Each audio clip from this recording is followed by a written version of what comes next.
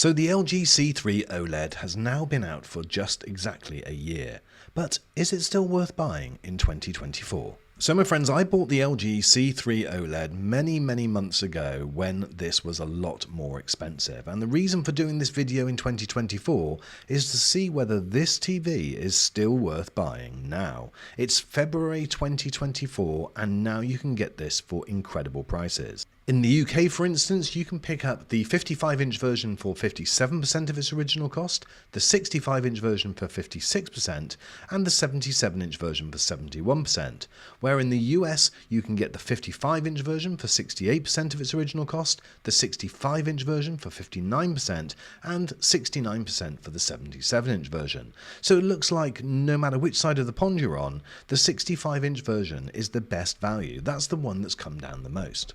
Now, one thing that would be really helpful for people that are looking to buy this TV this year is if you've managed to pick this up for a great deal, just drop a comment in the comment section as to where you got it from and your location, whether you're in the UK or the US, so hopefully they can grab a great deal too. So if you're thinking of buying a new TV this year, you can make those huge savings, and it might be worth considering last year's models rather than buying this year's, which we all know when they first come out will be a lot more expensive. But is this a good TV? Now, I've done a recent comparison on the 2024 should you buy on the LG G3 and the Samsung S95C, so be sure to check those out as well. But without doubt, I think that this TV is arguably the best value TV on the market. And I will do an updated comparison between this and those other TVs coming very soon. This has got the new updated WebOS 23, which I believe is LG's best web OS. It certainly is a lot more slimmed down. It's not completely advert free, but certainly it's a lot less than on some other TVs, and a lot of those things on that home screen are actually really useful. You've got access to quick streaming, there's cards which you can select and edit, and there's all of the apps. And also, as with previous years, the settings screens are one of the best you'll see. Not only do you get the short settings screens like this, so this is where you can just press the settings button once and this quick menu comes up, but you've still got access to a whole load of changes where you can change the different picture modes and you can also set other options as well. But you've also got the advanced settings, and here you can go in and change the TV to your heart's content. And believe me, there are thousands of different combinations of how you can have this TV, so there's no excuse to get a bad image. Now, the brightness on this TV in HDR mode was really just a little bit better than the previous model. It was a little bit, I guess, around 5% more. But I found that over the course of the year, those numbers in the majority of cases have actually risen. So the software updates that have been run have certainly improved the brightness. Motion has never been an issue with this TV. It's smooth and really looks good. And because it's an OLED and you get those perfect blacks, you have no issue at all with any blooming. One thing that I wanted to see after a year was, am I getting any image retention? So I ran my blank screen color tests and I'm pleased to report there are no signs at all. Now, I use this TV majority of the time for gaming. It's up in my studio and that's where my PS5 lives. And so I'm likely that if I was going to see any image retention or burn-in, I would have seen it on this TV. Because this has had many hours use over the course of the year, but it's as clean as a whistle. And that is the same with the LG G3, which I did the other day. So I don't think there's any problem at all.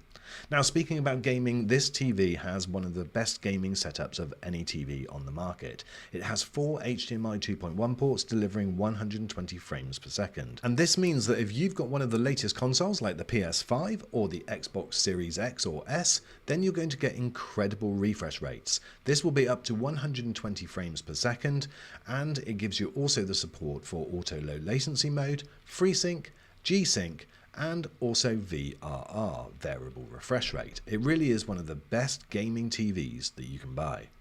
So the LG C series of TVs over the last few years have arguably been the most popular. That's because it's not compromising on picture quality, on gaming capability, but it also gives you the value for money. And obviously now in 2024, where hopefully you can get at least those deals which I spoke about right at the very beginning, or even better, then you're going to be getting a very comprehensive package for the best possible value. And I would say that in this year where we've got the Olympics coming up, we've got the European Championships and many other great sporting events, then as you're going to be possibly looking to upgrade your TV, then if you're looking for the most comprehensive yet best value, then the LG C series really does have to be a consideration. With the A9 Generation 4 processor, it does an incredible job of upscaling normal TV. Everything looks bright, sharp, and just looks like it's in 4K even when it's not. Now also, one benefit for going for the C series opposed to the G series from last year is it comes with this central stand. The G series was just wall mountable and you had to buy the stand separately. Now don't get me wrong, this stand is great, but I would like to have seen it flat like the Samsung, because if you are going to be using a soundbar, well, that might be an issue for some people. All of the connections are on the left hand side, and as I mentioned earlier, there's 4 HDMI 2.1 supporting 120 frames per second. One of the things I would like to see changed in the C4 is its reflection handling. Although this is better than the previous years, it is still noticeable in a light room. You can see the doors there, and if I straighten up and I've got a window just opposite, you can just see the blinds. Now when it's a bright image on the screen, you don't really notice it that much. But if it's a darker image, then definitely that might be an issue for some people. So it's not the end of the world, and it's probably not a reason not to buy this TV, but it's just something that I'd like you to be aware of. So I would say if you have got a really bright room and you're going to be watching quite dark content, well then maybe consider the Samsung S95C, because that certainly dealt with reflection handling better, and it still represents pretty good value. But don't get me wrong, this TV is incredible. It looks absolutely stunning and the picture quality is just insanely good. If you haven't had an OLED TV before, well then you'll just absolutely love this TV. It's not as bright as some of the mini LEDs out there at the moment, but certainly the picture quality does make up for that. And I don't think that anyone could look at any of these images and think that that TV's dull. So you are getting an incredible TV. And I think that what makes the brightness better is the way that it handles blacks. The bezels and everything around the edge is still very minimal, so it still feels like it's literally edge to edge screen. The only other thing that I would say as a negative, and it's not really a negative, is the sound. If you're paying this much money for a TV, then you really do need to upgrade your sound system. Definitely consider getting a soundbar and a subwoofer or a 5.1 sound system, because that will end up being the weakest part of your setup if you go for this TV. The picture will be amazing, but the sound will be just okay. So my friends, I definitely think that it's worth checking out the C3.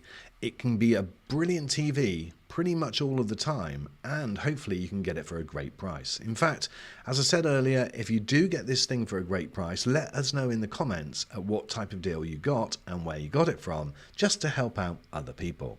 Thanks so much for watching this video, my friends. These are 2 videos which YouTube think that you also might like to watch, so make sure you check those out, and I'll see you on the next video.